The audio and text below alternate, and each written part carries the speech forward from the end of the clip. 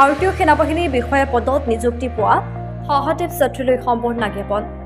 অসম চৰকাৰৰ গোৰ্খা উন্নয়ন পৰিষদ সহ একাধিক সংগঠনৰ সম্বৰ্ধনা জ্ঞাপন ভাৰতীয় সেনাবাহিনীত বিষয়া হিচাপে নিযুক্তি লাভ কৰা মাৰ্ঘেৰিট আৰু সহদেৱ ছাত্ৰীলৈ বিভিন্ন দল সংগঠনৰ সম্বৰ্ধনা জ্ঞাপন উল্লেখ্য যে অলপতে হৈছে ভাৰতীয় সেনাবাহিনীৰ বিষয়া পৰ্যায়ৰ নিযুক্তি পৰীক্ষাত সহদেৱ ছাত্ৰীয়ে পৰীক্ষাত উত্তীৰ্ণ হৈ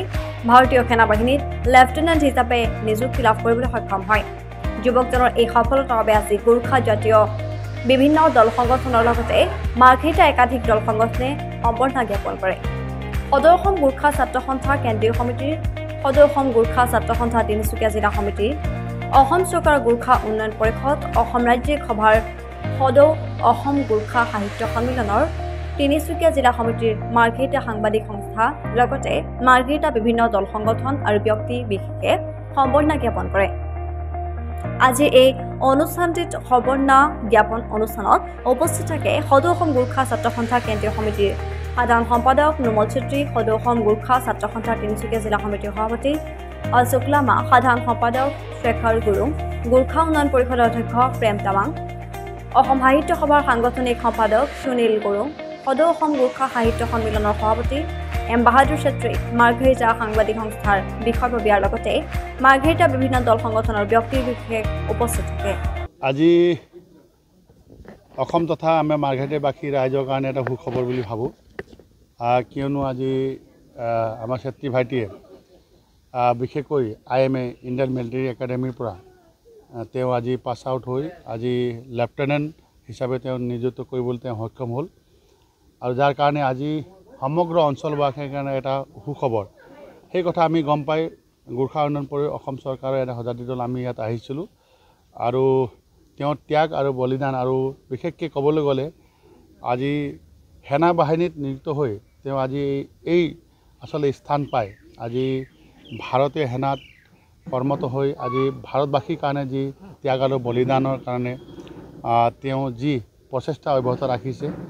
তাৰ কাৰণে মই বিশেষভাৱে তেওঁলোক কৃতজ্ঞতা জ্ঞাপন কৰিব বিচাৰোঁ সেয়ে আপোনালোকে আমি দেখিব পাওঁ আজি অসম তথা অসমীয়া বৃহৎ স্বাৰ্থৰ লগতে আমি ভাৰতবাসী 140 কোটি জনতাৰ কাৰণে আজি ভাৰতীয় সেনা বাহিনী যি ধৰণে ভাৰতত বসবাস কৰা প্ৰতিটো জাতি জনগোষ্ঠীক তেওঁলোকে আচলতে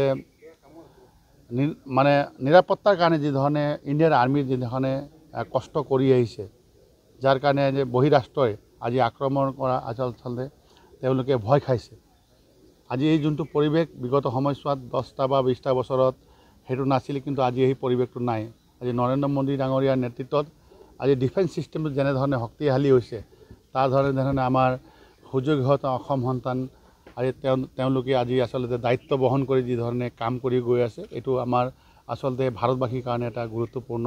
কথা আৰু আমাৰ ডিফেন্স চিষ্টেমৰ কাৰণে বহুত গুৰুত্বপূৰ্ণ বিষয় বুলি মই ভাবোঁ গৌৰৱান্বিত আমি এই যে মানে অসমীয়া হিচাপে অসম সন্তানে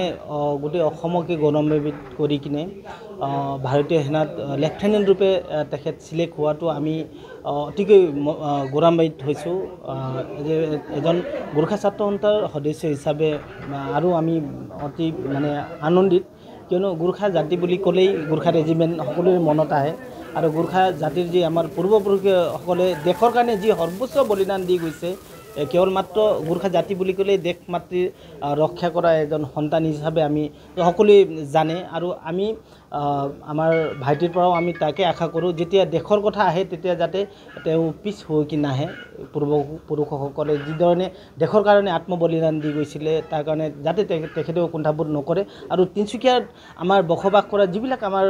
ছাত্ৰ ছাত্ৰী আছে বা আমাৰ উঠি অহা প্ৰজন্মবিলাক আছে তেখেতলোকেও ইনস্পায়াৰ হ'ব ভাইটিৰ যিটো সফলতাৰ কাৰণে আৰু আমি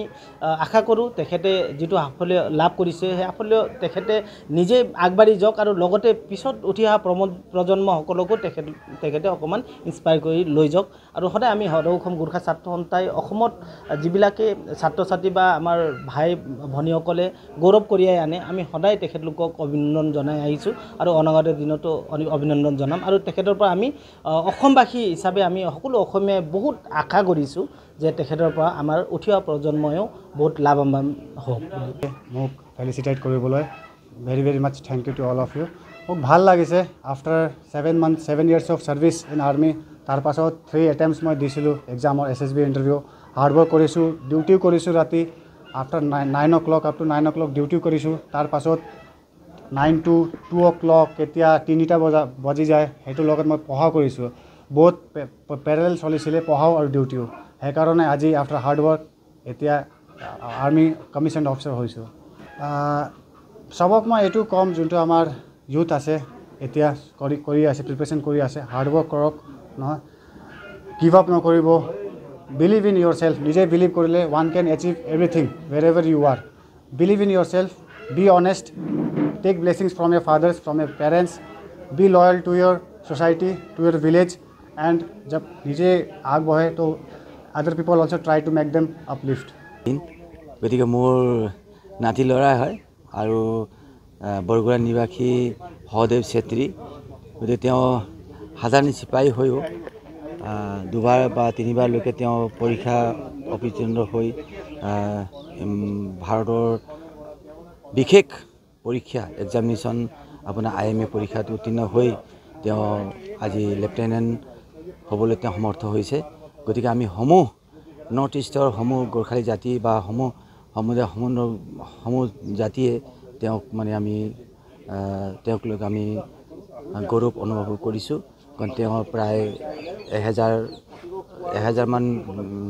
কম্পিটিটৰ প্ৰতিযোগিতাত অৱতীৰ্ণ হয় গতিকে তাৰ ভিতৰত প্ৰায় নৰ্থ ইষ্টৰ কেৱল দুজনেই অৱতীৰ্ণ হৈ তেওঁ উত্তীৰ্ণ সাৰ্থক হ'ব পাৰিছে গতিকে সহদেৱ চেত্ৰীক ভৱিষ্যতৰ মানে উত্তৰ কামনা কৰি আমি বিশেষকৈ গৌৰৱান্বিত হৈছোঁ